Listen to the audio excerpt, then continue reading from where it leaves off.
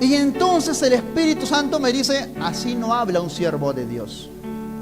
Así no piensa un siervo de Dios. Te tengo a ti, lo tengo todo, mi amado, mi tesoro, fuera de ti, nada deseo, Señor.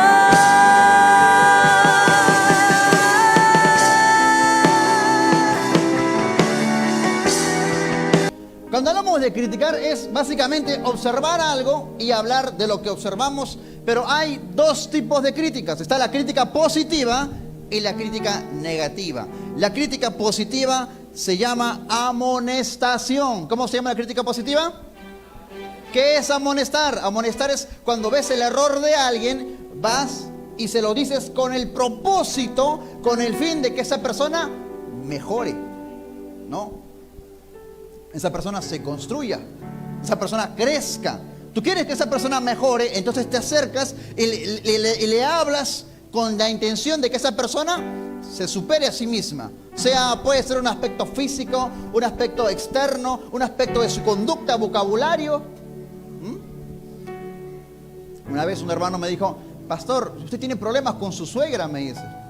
Yo no, yo me llevo muy excelente con mi suegra. No, porque usted siempre que predica habla de la suegra. No, le digo, no es cierto, no es cierto. Un hermano me dijo una vez, siervo, mira, me encantó lo que hizo este siervo. Una vez vino y me dijo, te traigo un regalo, me dice. Yo recuerdo que tomé el regalo y era una correa. Una correa. Me dice, que siempre te veo predicando con correa de tela. ¿Cómo un siervo de Dios predica con correa de tela? Yo no me había fijado, ¿tiene razón? Me regaló hace 2 años, hasta ahorita no me quito la correa. Que se vea más elegante. Me habla, está corrigiendo un aspecto, ¿qué cosa? Externo. Entonces, la amonestación es corregir o hablar a alguien, una crítica con el propósito de que esa persona se construya. Hay gente sabia que le gusta que le corrigen. ¿A cuántos les gusta ser corregidos? ¿De verdad? Voy a preguntar a ver si es verdad. Hay gente que le gusta que le corrijan porque quiere crecer, no quiere quedarse como está, sino que cada día quiere crecer, sea en algún aspecto físico externo, sea en conducta, en moral, en corazón, en vocabulario, y busca siempre crecer. No quiere estancarse ni quedarse ahí donde está, sino que cada día intenta crecer, madurar cada vez más. Dice la Biblia en Proverbios capítulo 15, versos 31 y 32, dice, el oído que escucha la amonestación de la vida, entre los sabios morará. Mira, el que escucha la amonestación va a vivir entre los sabios. Al que le gusta que le corrijan y escucha y modifica, se adapta, se corrige. El que tiene en poco la disciplina menosprecia su alma, mas el que escucha la corrección tiene entendimiento. El que escucha la corrección, ¿qué cosa tiene? Ahora, tú puedes ser de las personas que cuando ves el error de alguien, tú quieres ayudar, tú quieres que esa persona crezca, esa persona se moldee para bien, y de repente tú vas y le dices, siervo, yo creo que deberías hacer esto, me parece que es incorrecto esto, pues sería mejor si haces esto, intentas corregir. Pero hay gente también, hermano, que aunque le amonestes, siempre va a pensar que lo están juzgando. Son gente que le gusta victimizarse. Dice, todo a mí, todo me juzgan a mí, todo me critican a mí. Hay gente que cuando tú vas y le intentas aconsejar, amonestar para su bien, en vez de recibirlo bien, ¿cómo lo recibe? Como un ataque. Hay gente que siempre está a la defensiva. Cualquier cosa lo va a ver como ataque. Entonces, ¿qué hacemos cuando nos topamos con alguien de repente que cualquier consejo, así sea para bien o con buena intención, lo quiera corregir, lo quiera recibir como un ataque, como una ofensa, como un prejuicio? ¿Qué hacemos? Bueno, si te oye, gloria a Dios. Si no te oye, peor es que por querer aconsejar, esa persona termine odiándote. Ya lo hiciste pecar.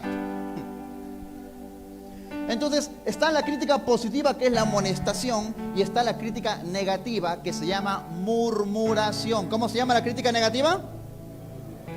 El propósito de la murmuración es hablar negativamente de alguien para que esa persona pierda cargo, pierda reputación, sea mal visto. La diferencia entre la amonestación y la murmuración es que la murmuración normalmente No, si yo veo un problema con el hermano tal, no se lo digo al hermano, sino que se lo digo a otras personas. ¿Te diste cuenta? ¿Te diste cuenta que el hermanito tal está predicando sin corbata? ¿Te diste cuenta que el ministerio cuando estaba cantando se le salió un gallazo? Uy. ¿Qué busca? Defecto. ¿Qué hace? Propaga el error, la falla, como un virus, como una gripe. En vez de buscar una cura, ¿qué estaba haciendo? Propaga el error, las fallas. Entonces, esa es la diferencia entre amonestación y murmuración. Y en la Biblia vamos a encontrar que gente que fue murmurada. Números capítulo 12, vamos a leer el verso 1 al 3. Números capítulo 12.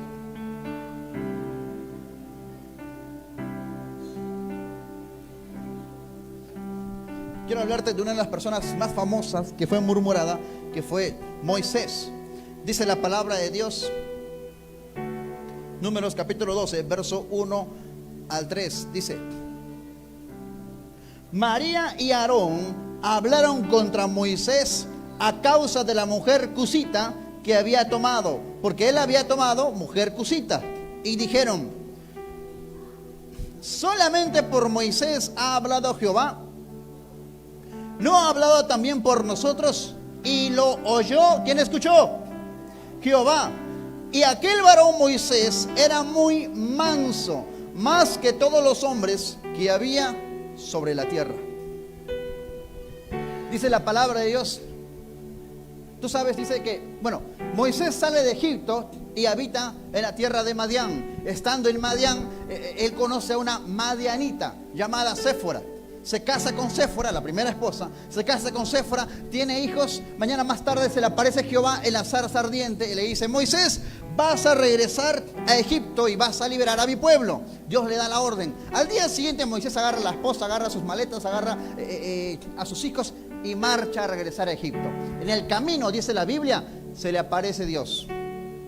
Dios le acaba de aparecer en la zarza y se le aparece Dios. Yo me imagino que de repente a través de un ángel. Y dice la Biblia textualmente, al día siguiente se le aparece Dios y quiso matarlo. Quiso matarlo. Dios acaba de mandar a Moisés a Egipto y ahora en el camino lo quiere matar. Cuando indagamos en esta historia, tú sabes que Moisés viene de la tribu de Israel, los judíos. Y Israel tiene por costumbre hacer la circuncisión a todos los varones. Cuando nacía un varoncito de las tribus de Israel, a los 8 días de nacido, ¿hacían qué cosa? Le cortaban el prepucio. Esa es la circuncisión. ¿Por qué? Porque este es el pacto que hizo Dios con Abraham para que toda la descendencia de Abraham pueda tener salvación. Es el pacto. Hoy en día los judíos todavía se siguen circuncidando. Entonces, ¿qué sucede? Moisés vive con una madianita, Séfora. Y los madianitas son también descendientes de Abraham. ¿Recuerdas que Abraham se casó con Sara? Pero mañana más tarde, Sara muere y Abraham se vuelve a casar con una mujer llamada Setura. Con esta mujer Setura, Abraham tiene 6 hijos. De uno de estos hijos nace la gente de Madián, los madianitas. De ahí es Séfora. Los madianitas también circuncidaban a sus hijos, pero no los circuncidaban a los 8 días, los circuncidaban cuando ya tenía 12, 14 años más o menos, aproximadamente. Entonces yo me imagino, esto la Biblia no lo dice, pero yo me imagino que en algún momento, cuando el niño tiene 7, 8 días de nacido, yo imagino a Moisés que agarra el cuchillo, de repente está buscando para limpiar y agarra el bebé y le dice: bueno, es el día, voy a circuncidarlo. Y hermano, ¿cómo habrá sido Séfora? Le habrá dicho: ¿qué estás haciendo tú? Voy a circuncidar al niño. No, tú no estás en tu tierra, tú estás en Madián.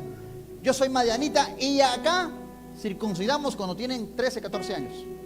No, pero es mi cultura, yo soy el hombre de la casa. ¿Cuál hombre de la casa? Tú ni siquiera estamos en tu tierra.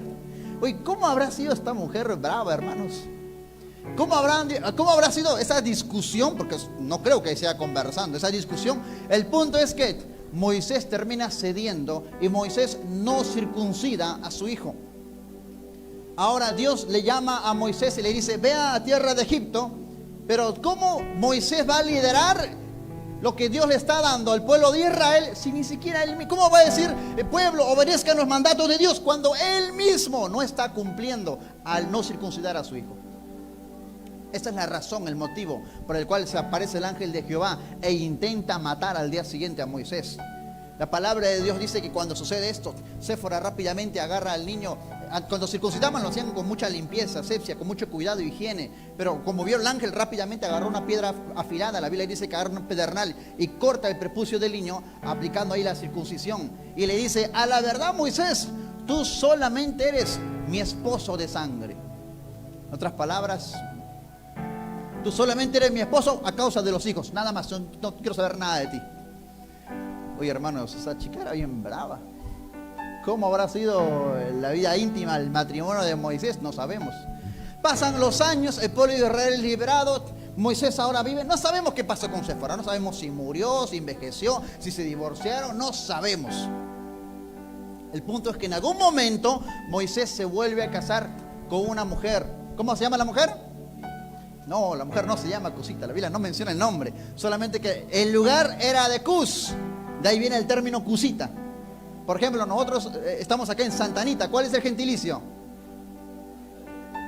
Santanitense, ¿no? Entonces, así también la mujer es de Cus, Cusita. Y la ciudad de Cus vivía en un lugar muy tropical, donde hacía mucho sol. Entonces, la gente de Cus era una gente de piel morena, muy oscuro. Entonces, los hermanos de Moisés ven que él se casa con una morena. ¿Qué tendrá ese Moisés? ¿Por qué se casa con la negra esa y no se casa con alguien de Israel? Empiezan a juzgarlo, empiezan a criticarlo, a señalarlo, empiezan a murmurar. Mira, Aarón y María empiezan a murmurar la obra de Moisés. ¿Qué cosa hizo? Se casó. ¿Es pecado casarse? No, pero lo están señalando. Te empiezan a hablar negativamente de él. No se lo dijeron a Moisés, empiezan a hablar al pueblo. Mira cómo se va a casar. En algún momento su matrimonio, ya por haber hecho algo que no le agrada a María, a Aarón, intentan rebajarlo. ¿Acaso Moisés es el único profeta? Dios también puede hablar a través de mí. Dios también puede hablar a través de Aarón. Empieza a hablar y lo oyó Jehová. La crítica intenta rebajar, humillar, hacer caer la reputación de alguien. Eso es lo que está haciendo María con su hermano. Dice la palabra de Dios que Jehová escucha lo que está haciendo María y a causa de ello manda un castigo. Cae la enfermedad de lepra, blanca como la nieve, está María.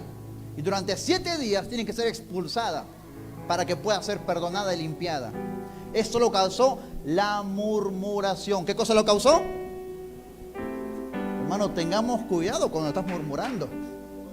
No sabes, hoy no tienes ni idea de lo peligroso que es. Que sin darte cuenta estés murmurando contra un Abraham. Pastor, Abraham ya murió. Hoy sigue habiendo Abrahames.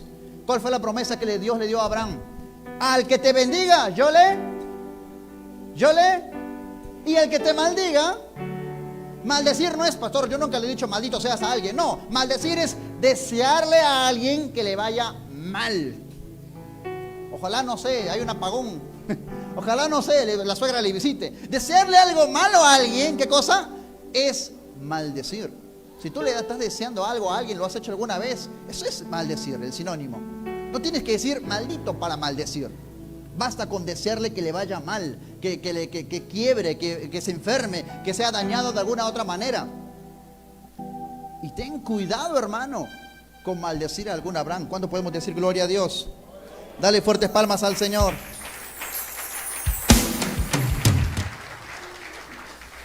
Pablo es un apóstol, más allá de ser un maestro, es un apóstol. Entonces Pablo va a una ciudad donde nadie conoce a Cristo, empieza a predicar la palabra, 1, 2, el Espíritu Santo hace su obra y toca los corazones. La gente escucha y quiere saber más de Cristo. Pablo los reúne, los capacita y los hace abrir una obra en esa ciudad. De ahí las cartas de Corinto, Éfeso, Filipenses, Romanos, etc. Pablo, una vez que instala una iglesia, se va a otro pueblo, otra vez donde no hay nadie que cree en Cristo, que no conocen a Cristo, predica, habla la palabra, el Espíritu Santo hace su trabajo, toca 2, 3, 4, esa gente escucha y quiere saber más. Él los reúne, los capacita y forma una iglesia de pueblo en pueblo, de ciudad en ciudad. Es el apóstol Pablo. Él hace eso. Y a veces por el mismo trabajo, no es que había avión, no es que había bus, no se transportaba ahí, barco no había para todos los lugares que viajaba. A veces tenía que ir a burro, a camello, a pata. Pablo fue muchas veces asaltado robado, estafado, engañado, no solamente por los gentiles, sino por los hermanos falsos, dice Pablo. En cierta ocasión, tú sabes que Pablo no hay WhatsApp, no puede llamar, a ver, ¿cómo va la obra ya? No puede llamar, no hay teléfono. Entonces, ¿cómo se comunicaban? A través de cartas. Entonces Pablo agarra una carta y empieza a mandar para la iglesia que está en Corintio, para la iglesia que está en Éfeso, para la iglesia que está en Roma, y empieza a decir: hermanos, la palabra dice esto, la palabra dice obedezcamos, he escuchado que hay problema de esto, y empieza a comunicarse de carta en carta para tener, es la forma, el medio que tiene Pablo para comunicarse con las iglesias que ya están abiertas, que ya están en obra, que ya está perseverando. Por ahí en la iglesia de Corinto se empieza a escuchar rumores. La gente, de repente alguien nuevo, de repente, no sé, algún anciano en la iglesia empieza a decir: ¿qué tantas cartas recibimos? ¿Quién manda? El apóstol Pablo, él es el que nos ayudó a fundar la iglesia. ¿Pablo? ¿Quién es Pablo? Yo no conozco a ningún Pablo. Pablo es el apóstol, sí. Sí, pero las cartas son duras, son fuertes, firmes. Pero a ver, ¿cuándo viene? ¿Cuándo viene Pablo? La gente empieza a decir: la persona de Pablo no está presente, es débil. Y empiezan a murmurar en contra de Pablo. Segunda de Corintios capítulo 10. Segunda de Corintios capítulo 10, versos 10 y 11. Segunda de Corintios capítulo 10, versos 10 y 11. Dice, está escribiendo Pablo y dice: porque a la verdad dicen, Pablo se enteró, mira, dicen, las cartas son duras y fuertes, mas la presencia corporal, ¿cómo es? Débil, y la palabra menospreciable. ¿Qué dice Pablo? La gente está hablando, hoy Pablo manda las cartas, pero ¿cuándo va a venir? ¿Cuándo va a visitar? ¿Cuándo? Y empieza a menospreciar el mensaje. No es Pablo, hermano, el que está hablando, es el Señor a través de Pablo. Cuando Pablo recibe una revelación, inmediatamente agarra las cartas, escribe y da a conocer a las iglesias: esto es lo que Dios me ha dicho esta semana, esto es lo que el Señor me ha dicho estos días, este es el nuevo rema, la nueva palabra que el Señor me ha dado, y la comparte con todos. Pero empiezan a juzgarlo. Pablo, pura cartita, pero ¿cuándo va a venir? Pero Pablo no es que está durmiendo, no es que está en casa sin hacer nada. Es que Pablo está haciendo, ¿qué cosa? Está ejerciendo el ministerio de apostolado. Sale de ciudad en ciudad a llevar más la palabra de Dios, a expandir la obra de Dios. Pero a veces el pueblo juzga, critica, murmura, habla negativamente. Y Pablo dice en el verso 11: esto tenga en cuenta tal persona. O sea, el que está hablando así, tenga en cuenta tal persona, que así como somos en la palabra por cartas, estando ausentes, lo seremos también en hechos, estando presentes. Porque la gente murmura a causa de la ausencia de Pablo. Pero tienen que entender, es falta de empatía, falta de entender. ¿Por qué Pablo no viene? Porque está predicando, no es que está durmiendo tirado en el sofá. Pablo está llevando la palabra, está trabajando. Lo que tú no haces, él lo está haciendo. Y falta de entendimiento, de empatía, de raciocinio para entender el corazón, las obras, el tiempo de Pablo. Ahora, la persona en la Biblia que más murmuración y crítica ha recibido, ¿sabes quién es? No fue Pablo. La persona que más criticada ha sido en la Biblia, hermanos, es nuestro Señor Jesús. Jesús fue criticado. Jesús era un hombre sabio, un hombre entendido. Todo el mundo lo valoraba, lo quería, hasta que Jesús empezó a decir: la profecía de Isaías, del Mesías, hoy se ha hecho realidad. Hoy está aquí. Cuando él empezó a decir que él era el Hijo de Dios, que él era lo que la profecía, el profeta Isaías había dicho, que se había cumplido, lo empezaron a mirar mal, hermanos. ¿Qué tú eres el Cristo? ¿Qué dice? ¿Que es el Mesías? ¿Qué se cree este tipo?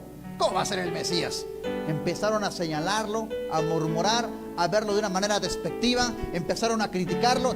A Jesús, yo puedo entender que Jesús sea criticado. No lo conocen, no saben bien.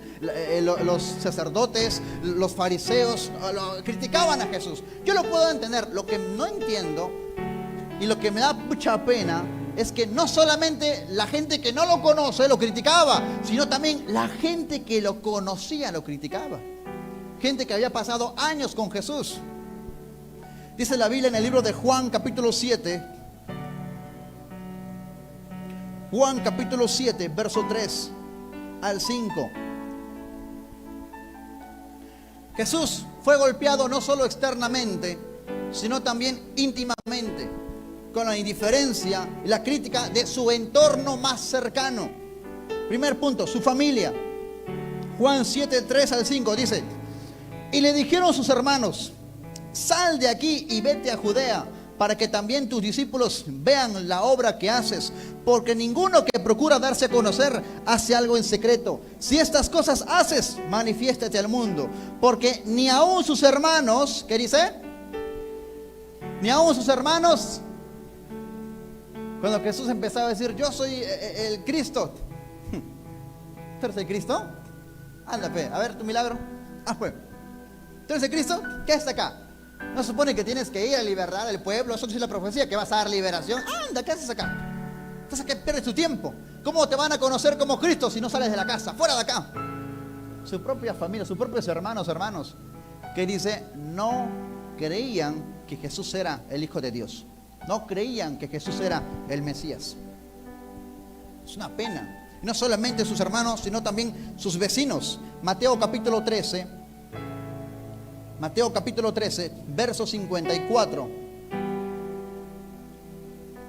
Dice así. Mateo capítulo 13, verso 54.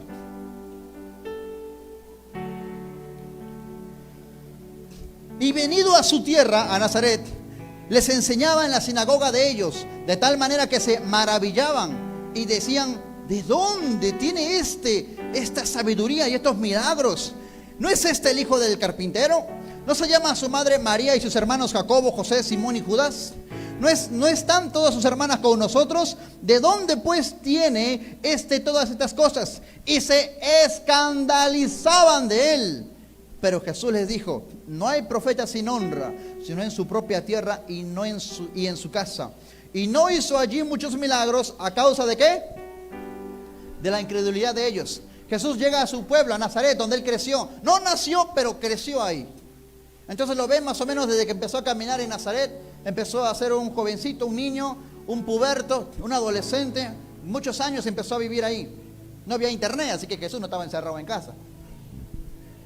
Empezó a crecer y los vecinos lo miraban y decían: wow, ¿cómo sabe? Wow, tanto conocimiento tiene. ¿Pero no es el hijo del carpintero? ¿Qué es el Cristo? No, será un profeta. Bueno, ya, un rabino, tiene conocimiento. Pero de ahí a que sea el Mesías, y a causa de la fe de ellos, a causa de la falta de fe de ellos, hermano, ni el mismo Jesús pudo hacer muchos milagros. ¿Por qué? ¿Por qué? Porque había, ¿qué cosa? Incredulidad.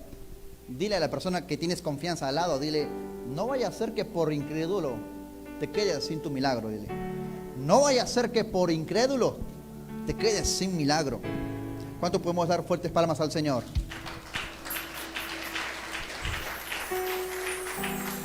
Hermanos, esos no son los únicos golpes internos que tuvo Jesús. No basta solamente con la familia, con los vecinos, porque tú sabes que Jesús tenía a sus 12, que son, escucha, discípulos, alumnos que aprenden de Jesús. Pero es una pena, una tristeza, que ni aún sus propios discípulos, no todos los discípulos creían firmemente, a pesar de lo que decían, no todos los discípulos creían firmemente que Jesús era, ¿qué cosa? El Mesías, el Hijo de Dios. Cuando Jesús empieza a anunciar y dice: voy a ir a tal lugar y me van a golpear, van a hablar contra mí, me van a arrestar y moriré crucificado, pero al tercer día, ¿qué cosa? Resucita. Jesús lo dijo no una vez, no dos veces, lo dijo repetidamente. A sus discípulos les dijo: me van a matar y resucitaré el tercer día. Me van a matar, me van a crucificar y resucitaré el tercer día. Jesús ya lo había dicho antes que lo arresten todavía. Se lo había dicho a sus discípulos una y otra vez. Cuando Jesús muere en la cruz, al tercer día, Jesús había dicho: nos encontraremos en Jerusalén. Había pasado los 3 días y la gente ni siquiera había ido a tal lugar. Seguía ahí. No, ¿qué va a resucitar?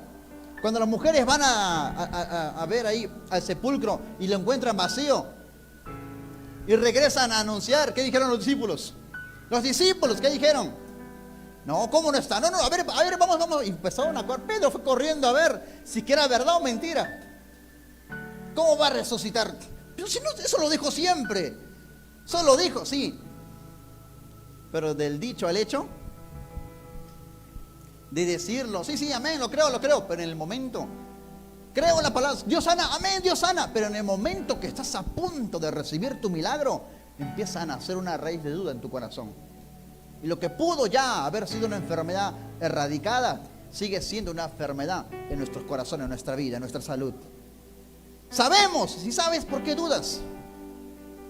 Porque a veces nos cuesta entender realmente, creer firmemente, fielmente la palabra de Dios. Saber la palabra de Dios no significa que crees la palabra de Dios. Conocer la Biblia tapa no te garantiza tener fe en tu corazón.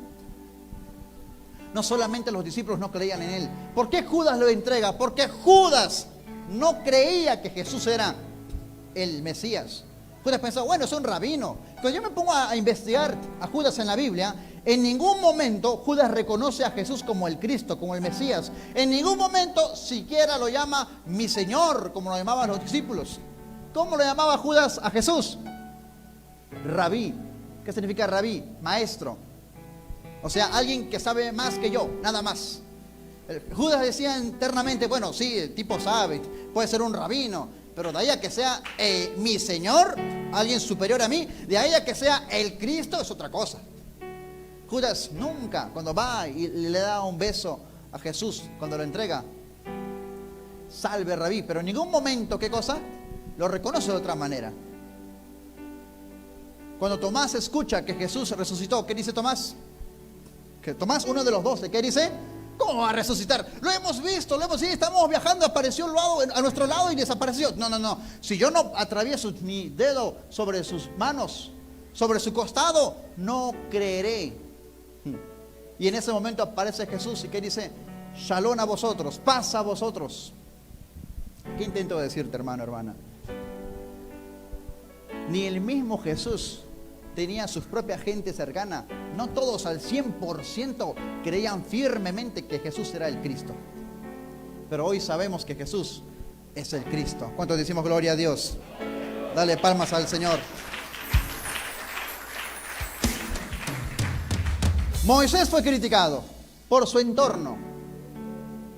Pablo fue criticado por los hermanos, por sus discípulos, podemos decirlo. Jesús fue criticado, no solamente por los fariseos, sino también por los discípulos. Dudaban, había duda en los corazones de ellos. Hermano, hermana, ¿qué te hace pensar que de ti, de mí, no van a criticar? Si los grandes hombres de Dios fueron criticados de forma negativa, si la gente intentó y buscó arruinar la reputación de estos hombres, ¿qué te hace pensar que a ti también no va a intentar la gente arruinarte la reputación? A hablar mal de ti. Si tú realmente amas a Dios, ten en cuenta que tu reputación va a estar en juego. ¿Alguna vez te has preguntado, ¿me van a criticar a mí? Yo te respondo, sí. Te van a criticar, hazte ya la idea. Por todo, la gente siempre critica, siempre, por todo. Hay una historia muy, muy graciosa. Dice que había una pareja de ancianitos, un hombre y una mujer ancianitos, unos esposos, y tenían su burro. Entonces el ancianito sube a su esposa y empiezan a caminar. La gente pasa y lo ve al ancianito y a la mujer. Dice, esa mujer mala, ¿cómo le hace caminar al pobre viejito? Dice, mala, solamente aprovechadora. Empiezan a murmurar. El ancianito se da cuenta de lo que están hablando, así que baja la mujer y se sube él. Entonces la mujer camina, el burro y el anciano encima del burro. Pasa la gente y dice, mira, ese anciano machista, a la mujer le hace caminar y él sí se sube. Entonces el ancianito escucha eso y como no quiere quedar mal, se baja, le dice a su esposa, sube, y suben los dos. Están caminando ahora los dos. La gente pasa y dice, pobre burrito, mira esos cómo se aprovechan, pobre, se pasan, qué malos son, pobre animalito, lo hacen sufrir. Finalmente el hombre ya se cansa, se baja él, se baja la esposa, caminando los dos y el burro ahí suelto, sin carga en la espalda. Vuelve a pasar gente y dice, tontos, ¿no? Tienen burro, no se suben. Hagas lo que hagas, te van a criticar. Hagas lo que hagas. Vas a la iglesia, te critican. No vas a la iglesia, te critican. Buscas de Dios, te critican. No buscas, también te critican. Vas al ayuno, te critican. No vas, también te critican. Hagas lo que hagas. Hagas lo que hagas, te van a criticar. Hasta ya la idea, te estoy avisando. De repente ya te están criticando. Pero si no lo sabías, te van a criticar. Repite conmigo, libérate. Repite conmigo, seré criticado. Fuerte, fuerte, seré criticado. Dale fuertes palmas al Señor.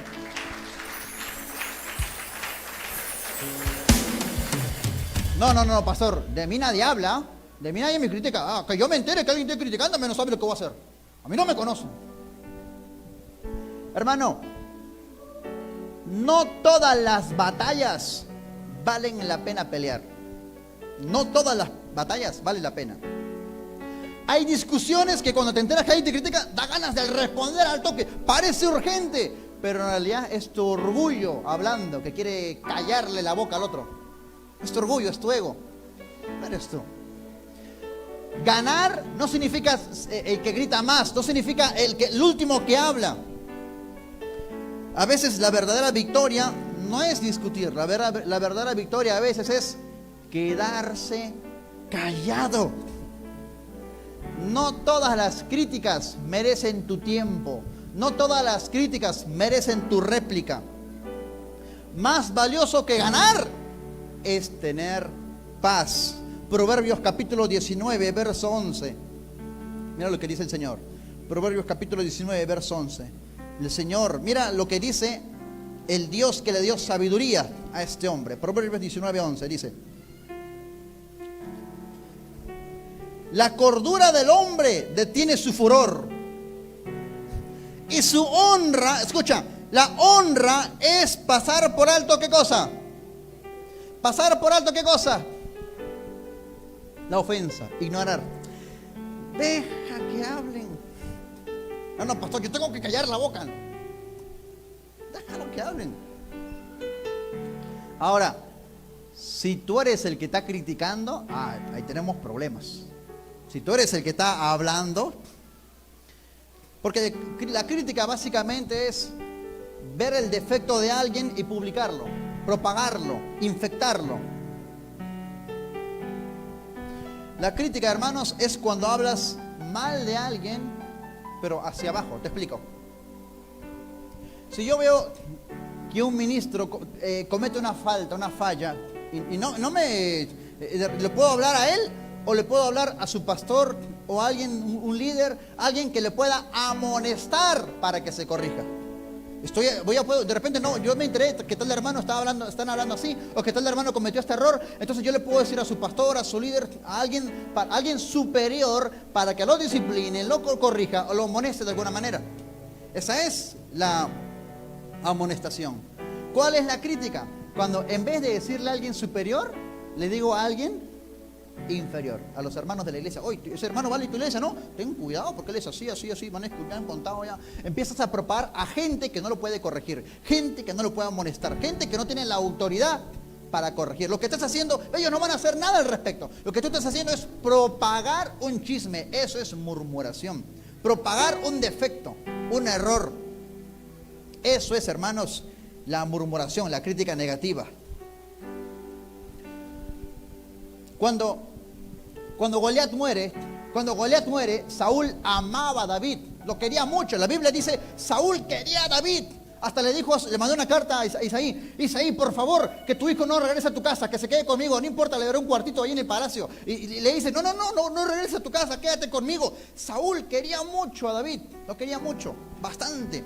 Cuando mató a Goliat, David, llegan a la ciudad, al reino, las muchachas empiezan a cantar, ¿qué cosa? ¿Qué empiezan a cantar? Saúl mató a sus miles, pero David, ahí cambia el chip, el detonante en la cabeza de Saúl. Saúl le dice a David: ven David, me siento mal, toca el arpa. Y mientras David toca el arpa, Saúl empieza a jugar con su lanza, que estaba ahí en la pared. Toca el arpa, agarra la lanza y ¿qué hace? Se lo arroja a David. Eso nunca había pasado antes. No es la primera vez que David está en la habitación de Saúl tocando el arpa, pero sí es la primera vez que Saúl intenta matar a David. David esquiva la lanza, asustado, con miedo.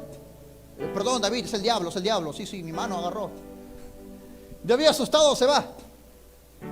Pasan los días y Saúl le dice: David, otra vez ven por favor, y toca el arpa.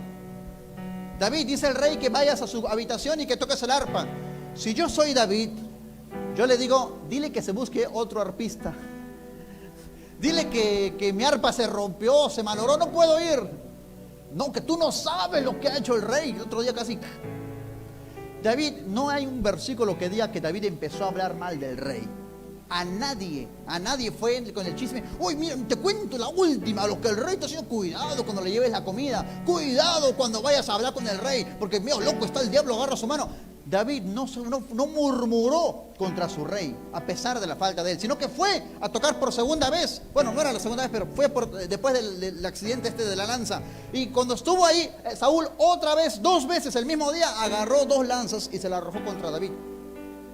David esquiva las lanzas y se va, pero en ningún momento abre la boca y habla mal contra el ungido de Jehová. ¿Cuánto podemos dar gloria a Dios? Dale fuertes palmas. En ningún momento David criticó, ni divulgó, ni hizo una mala reputación a Saúl. No hizo quedar mal a su rey. Se enteró del error, sí, pero no empezó a divulgar, a propagar, a empezar a criticarlo, a juzgarlo.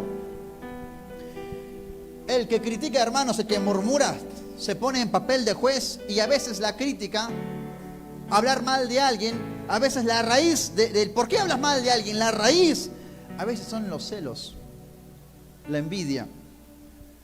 Le hemos leído Santiago 4:11, dice: hermanos, no murmuréis los unos de los otros. El que murmura del hermano y juzga a su hermano, murmura de la ley y juzga a la ley.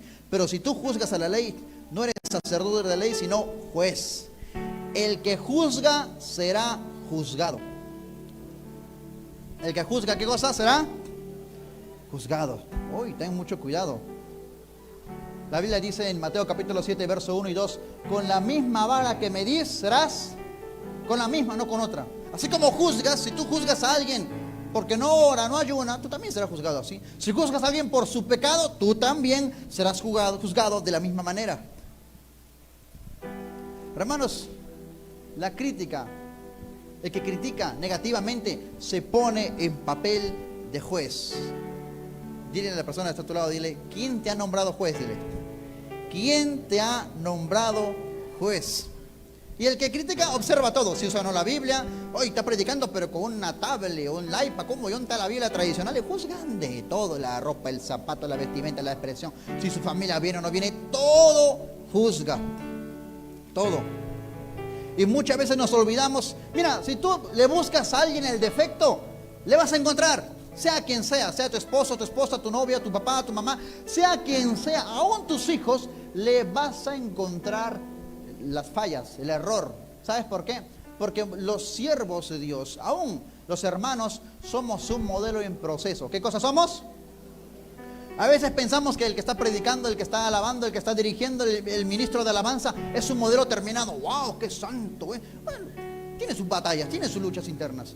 No hay un versículo en la Biblia que diga: sigue batallando al punto que ya no tengas que batallar más. No, somos un modelo no acabado, no terminado. Un modelo en busca de perfeccionamiento, de arreglos. No somos un modelo terminado, somos un modelo en proceso. ¿Qué somos? Un modelo en proceso. Si tú no me conoces, te voy a caer bien. Si no me conoces. Si te vuelves mi amigo, vas a encontrarme defectos. Si te casas conmigo, vas a decepcionarte. Porque mientras más conoces a alguien, más defectos le vas a encontrar. Mientras más investigas, más miras, más observas, más vigilas a alguien, más defectos encontrar. Y yo quiero que entiendas esto, que muchas veces la raíz de la crítica negativa, del juicio negativo, son los celos y la envidia. A veces juzgamos. Una hermana le castiga al hijo. ¡Wow! Le castigó feo y lo miramos mal. Uy, ¿cómo será en la casa? ¿Y qué tal si es el resultado de todo el estrés? A veces vemos a papá, mamá con niños pequeños y nos estresamos. Yo tengo 4 niños pequeños en casa. Hermano, yo me estreso, reniego, me enojo. Por momentos digo, ¿qué pasa? No sé, no soy yo. Así no habla un siervo de Dios. Y yo digo, yo no era así. Yo siempre, de adolescente, siempre he dicho, yo soy de todos mis hermanos el más paciente, el más calmado, el más tranquilo. Eso siempre lo he dicho. Siempre lo he pensado en mi cabeza hasta que tuve hijos. Ahí cambió mi vida.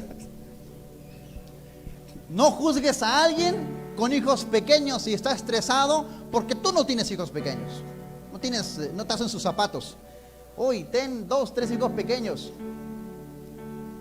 Ahora hay papás que se ocupan también de los bebés. Hoy producen un estrés los pequeños. Los amo, pero a veces da ganas de decir, ¿por qué tuve hijos? Uno estrés, uno se enoja, se irrita. Y a veces los solteros dicen, cuando yo sea papá no voy a ser así. Yo no permitiría que mi hijo haga, tu hijo está comiendo barro y tierra después. No juzguemos, no critiquemos si no sabemos. Y a veces nos ponemos en papel de juez. Una hermana decía, esa hermana, acabo de ver la ofrenda. Un sol, tremenda empresario, un sol que tacaña, que ahora. Y de repente que le acaban de robar la billetera, está pasando crisis. ¿Qué pensamos? ¿Que los hermanos empresarios, los que tienen grandes negocios, no fracasan, no quiebran, no tienen deudas grandes, no pasan escasez? A veces neciamente pensamos que el que tiene negocio, hoy es de éxito en éxito, plata, cantidad. No, hermano. ¿Sabes? Se endeudan más de lo que tú. Se endeudan hasta el cuello, a veces no tienen ni para el pasaje.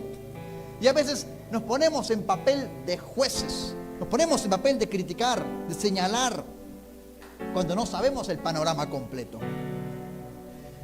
Y a veces la crítica, quiero que sepas esto, sale de la envidia. Yo te lo puedo decir porque yo lo he vivido.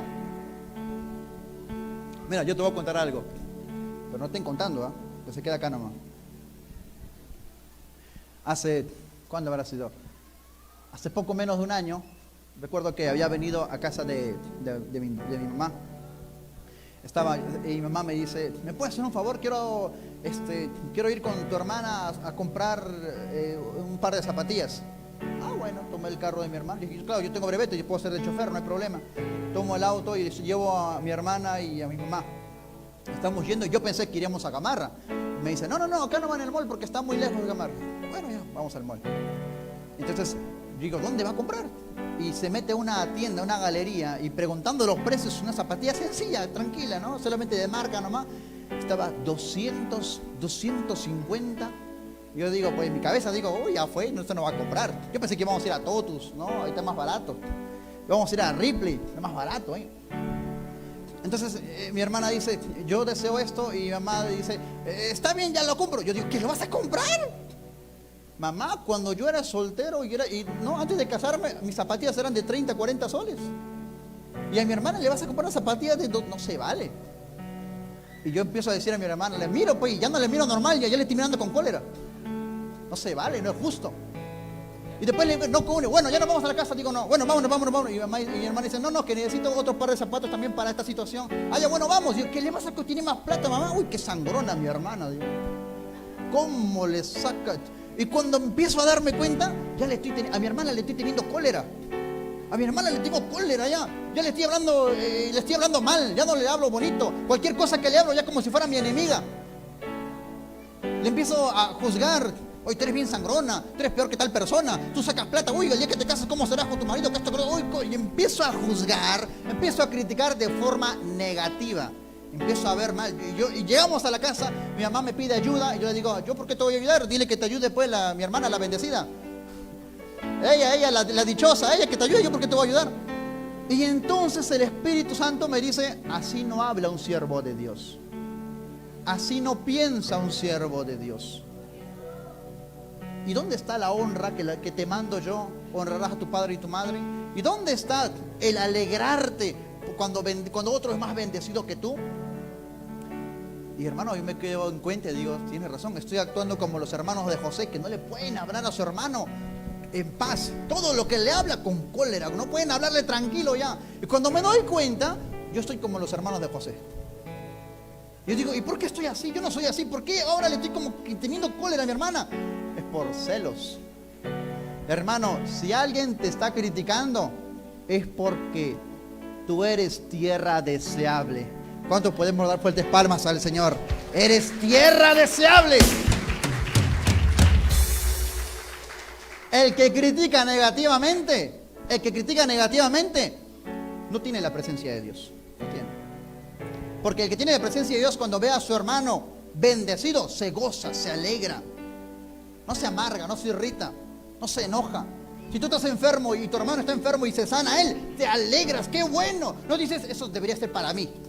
No empiezas a compararte, no juzgas, no criticas, no señalas. Hablaba con una hermana justo poco después de la fiesta, y yo le decía, wow, cuántos milagros ha habido en la fiesta. Y me decía, ¿milagros? ¿Qué milagros? Los milagros que ha habido, yo no he visto ni un milagro. ¿Qué no has estado en la fiesta? Sí estuve, pero no había ni un milagro. Yo dije, claro que ha habido milagros. Ah, ya.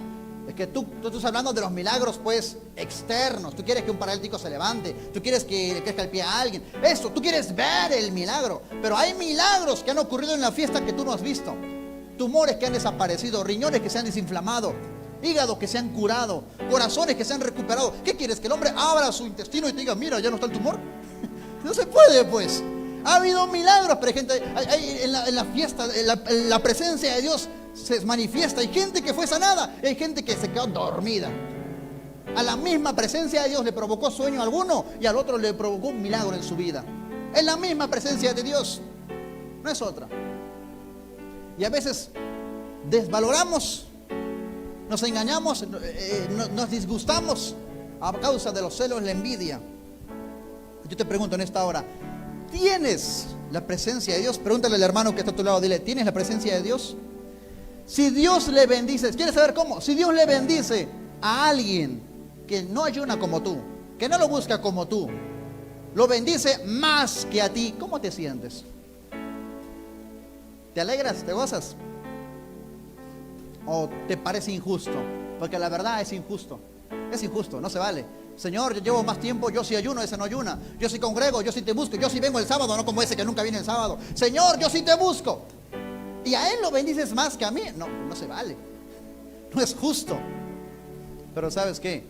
Eso se llama gracia. Y Cristo Jesús lo da con abundancia. Cuando damos fuertes palmas al Señor. Bendito sea la gracia de Dios.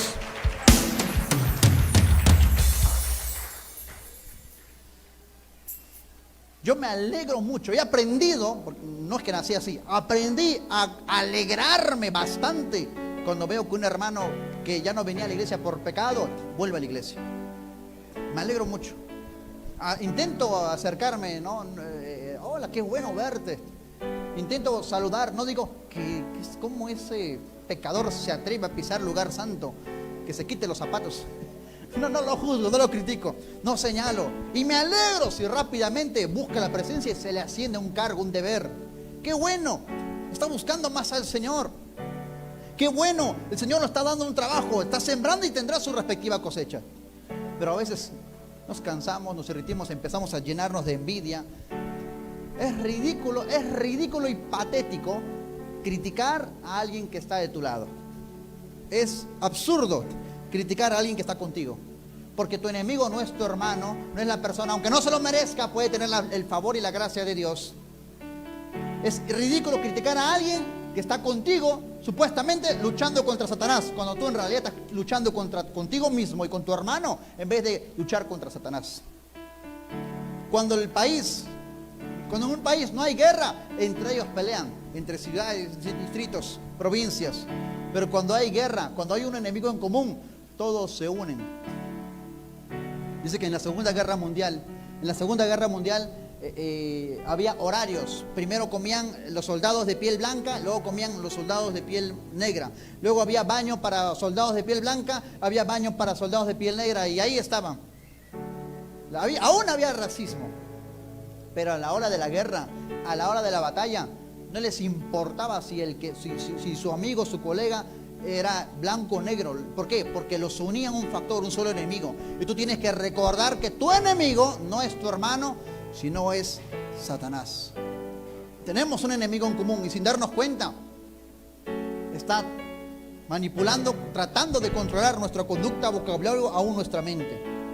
Hermanos, nosotros no podemos ser controlados por la crítica negativa, por los celos. No podemos ser controlados. La Biblia dice en Filipenses capítulo 2, verso 14: haced todo sin murmuración y contienda, para que seáis irreprensibles y sencillos, ¿Cómo tenemos que hacer las cosas?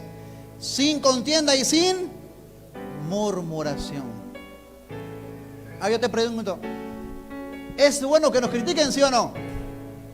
¿Es bueno que nos critiquen, sí o no? Muy bueno, es excelente. Mira,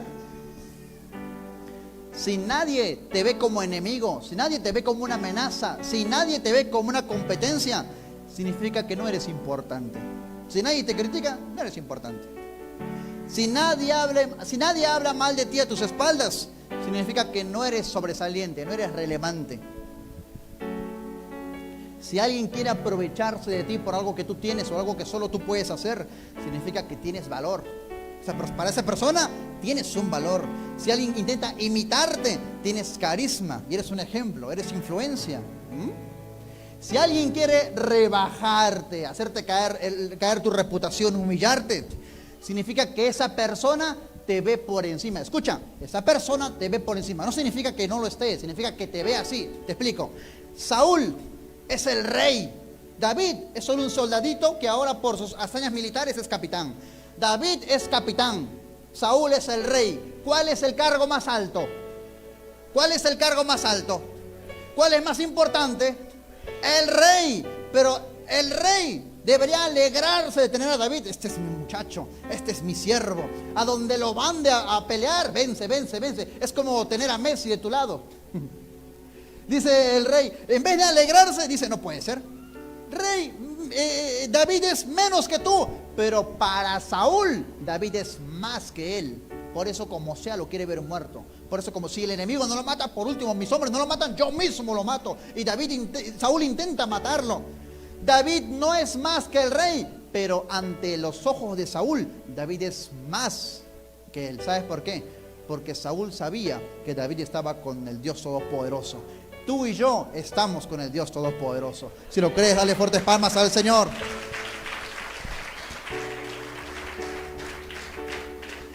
Hermanos, si alguien habla mal de ti, si alguien te critica, de alguna manera, es admiración.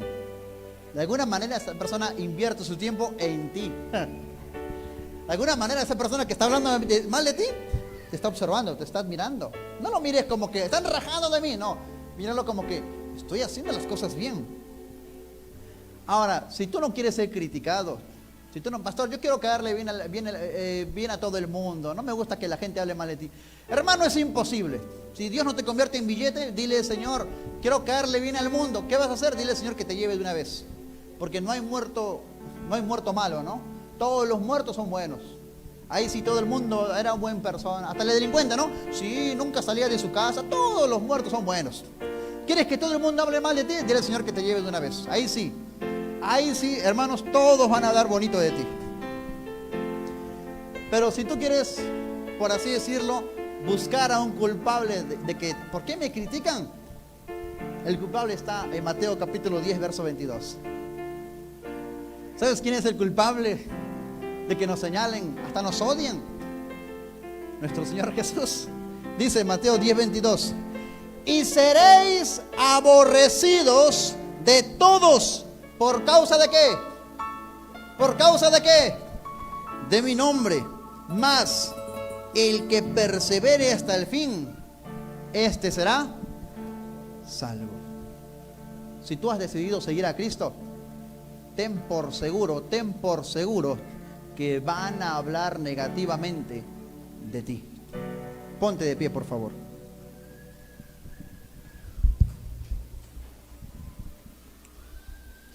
No permitas, hermano, hermana, que a causa de la crítica puedas perder ciertas cosas que eran para ti. No permitas ser manipulado por los celos. Reconoce, date cuenta. Tal vez al igual que yo estás actuando como los hermanos de José. Tal vez al igual que yo estás hablando desde el orgullo y no de tu espíritu, desde tu carne. Es que intenta defenderse. Es tu carne quien intenta enmudecer y callar a todo el mundo, demandar. Y no es tu espíritu. Tenemos que reconocer eso. Yo quiero que oremos, pero antes de orar quiero decirte lo que el Señor me dijo cuando escribí este mensaje. Hay Hay gente que solamente le falta dejar de criticar para empezar a vivir en santidad. Hay gente que ya no fornica, hay gente que ya no miente, hay gente que es muy honesta, dice la verdad, obedece, es muy fiel. Hay gente que obedece todo a Dios, pero solamente le falta dejar de criticar, dejar de hablar mal de su prójimo, de su hermano. Hay gente que solamente le falta dejar de criticar para empezar de una vez ya a vivir una vida santa. Te tengo a ti, lo tengo todo.